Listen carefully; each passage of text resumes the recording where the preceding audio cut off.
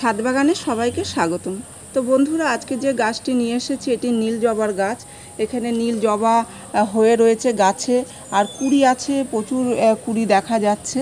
তো এই কুড়িগুলো কালকে ফুটে যাবে, এইভাবে সব কুড়ি হয়ে রয়েছে। তো এরকম ডালে ডালেই কুড়ি দেখা যাচ্ছে। তো এই জবা গাছে প্রচুর ফুল ফোটে, আর খুব সহজেই কাটিং থেকে নতুন গাছ তৈরি করা যায়। কিভাবে কাটিং থেকে গাছ তৈরি করা যায় সেই সব কিছুই আজকের এই ভিডিওতে আমি বলবো। আর এই গাছের গ্রোথ খুব একটা ভালো হয় না, একটু ধীরে ধীরেই হয়। গ্রোথ হয়, তবে একটু ধীরে ধীরে গ্রোথ হয়। আর এরকম সরু ডালেই কিন্তু ফুল ফুটে যায়, কুড়ি আসে। তাই যদি কারো গাছ রোগা থাকে সেটা নিয়ে চিন্তা করবেন না, কারণ এই গাছের ডালগুলো খুব একটা মোটা হয় না। আর এই গাছের যত্ন বলতে, জবা গাছ রোদ্দুর পছন্দ করে, তবে এই জবা গাছ একটু কম রোদ্দুর। যদি যে কোনো নর্মাল জবা যে আমরা লাগাই সেটা যদি 5-6 ঘন্টা রোদ্দুর সহ্য করতে পারে, তাহলে এই জবা 3 থেকে 4 ঘন্টা রোদ্দুরে রাখলেই হয়ে যায়। খুব বেশি কড়া রোদ্দুরে কিন্তু এই গাছের পাতাগুলো ঢলে পড়ে। তাই যখন মাটি তৈরি করবেন, যদি কোকোপিট দিয়ে নেওয়া যায় তাহলে সব থেকে ভালো হয়। তাই আপনারা যদি মাটি তৈরি করেন, মাটিতে আপনারা কোকোপিট অবশ্যই মেশাবেন। যেমন 3-4 ভাগ মাটির সাথে 1 ভাগ কোকোপিট, অর্ধেক ভাগ বালি, অর্ধেক ভাগ জৈব সার দিয়ে আপনারা গাছ বসাবেন।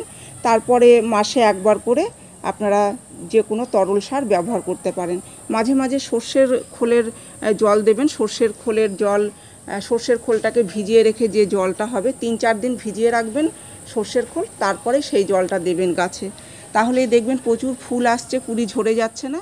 আর এই গাছ একটু ময়েস্ট পছন্দ করে, তাই একটু লক্ষ্য রাখবেন যাতে মাটি সবসময় হালকা ময়েস্ট ভাব থাকে। এখানে দেখুন মাটি একদম ময়েস্ট ভাব আছে, ঠিক এই রকম কিন্তু একটু হালকা ভিজে ভিজে থাকবে। তবে জল যেন বেঁধে না থাকে। কোনো গাছই কিন্তু জল বেঁধে থাকুক এরকম কিন্তু পছন্দ করে না, কারণ জল বেঁধে থাকলে গাছের শেকড় পচে গিয়ে গাছ মারা যেতে পারে। তাই ওদিকটা খেয়াল রাখবেন যাতে কখনোই গাছে জল বেঁধে না থাকে। এবার কাটিংয়ের কথা বলছি, যে কি ধরনের কাটিং নিয়ে কাটিং আপনারা করবেন। এখানে দেখুন আমার কাটিং কেটে আমি জলে বসিয়েছি। দেখুন জলের মধ্যেই কিন্তু খুব সুন্দর এর শেকড় বের হয়ে গেছে।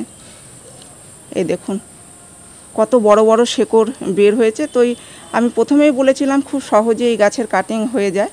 তো এইভাবে আপনারা শুধুমাত্র জলে, একদম নর্মাল জলেই আপনারা এই কাটিং রাখবেন, তাহলেই দেখবেন এরকম শেকড় বের হয়ে গেছে। এবার এটিকে আমি টবে বসালেই এই গাছ একটা সুন্দর বড় গাছ তৈরি হয়ে যাবে।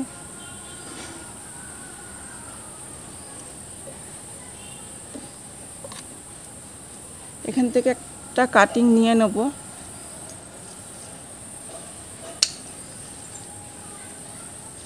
এরকম কাটিং নিয়ে এই পাতা ফেলে দিতে হবে, নিচের পাতা। ব্যাস, এরকম পাতা ফেলে দিতে হবে। এবার ওপরের পাতাগুলো কিন্তু থেকেই যাবে।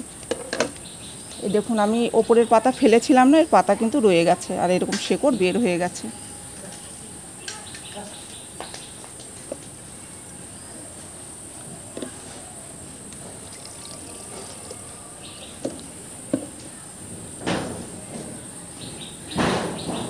ঠিক এতটা জলের মধ্যে দিয়ে দেবেন। যখন দেখবেন জল শুকিয়ে আসছে তখন একটু জল দিয়ে দেবেন, তাহলেই দেখবেন এর সুন্দর শেকড় বের হয়ে গেছে। তো এইভাবেই কাটিং থেকে নতুন নতুন গাছ তৈরি করবেন।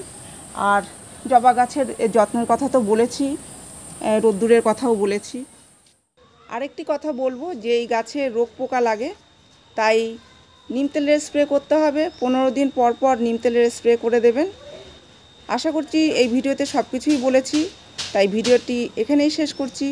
যদি আমার এই ভিডিও আপনাদের ভালো লেগে থাকে তাহলে একটি লাইক করবেন, কমেন্ট করে জানাবেন, আর আমার এই চ্যানেলটিকে সাবস্ক্রাইব করবেন। আপনারা গাছ লাগান, ভালো থাকুন, সুস্থ থাকুন। দেখা হবে পরের ভিডিওতে।